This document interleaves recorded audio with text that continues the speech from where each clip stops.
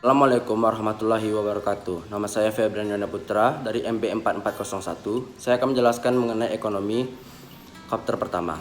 Ekonomi berasal dari bahasa Yunani yang artinya pihak yang mengelola rumah tangga. Sedangkan dalam ruang lingkup yang lebih luas, yaitu ilmu ekonomi, adalah ilmu yang mempelajari perilaku manusia dalam memilih dan menciptakan kemakmuran. Inti dari permasalahan ekonomi yaitu adanya ketidakseimbangan antara kebutuhan manusia yang tidak terbatas dengan alat pemenuh kebutuhan manusia yang cenderung terbatas.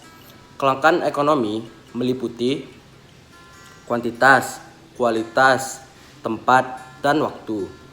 Adanya kelangkaan atau kekurangan akibat ketidakseimbangan antara kebutuhan masyarakat yang cenderung tak terbatas dengan faktor-faktor produksi yang tersedia di dalam masyarakat.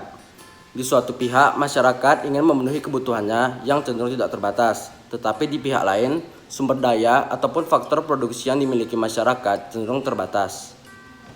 Selanjutnya saya akan menjelaskan mengenai barang dan jasa.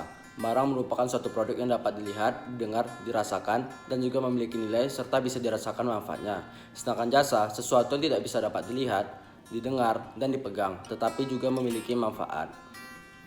Selanjutnya saya juga akan menjelaskan mengapa kita perlu belajar ekonomi. Yang pertama, supaya kita bisa berpikir secara rasional, di mana kita juga harus memikirkan solusi-solusi alternatif terhadap masalah-masalah yang akan datang. Yang kedua, supaya kita bisa ikut memajukan ilmu ekonomi di kancah internasional. Yang ketiga, mempelajari interaksi manusia, tepatnya antara konsumen dan juga supplier. Yang terakhir, saya akan menjelaskan tentang ekonomi mikro dan ekonomi makro. Ekonomi mikro menitikberatkan terhadap sesuatu yang ruang lingkupnya lebih kecil, misalnya pelaku ekonomi seperti pelaku ekonomi rumah tangga, perusahaan, pasar, dan bagaimana cara kita mengolahnya agar bisa efisien. Yang terakhir yaitu ekonomi makro, di mana titik beratnya lebih dalam cakupan yang lebih luas dan lebih lebar.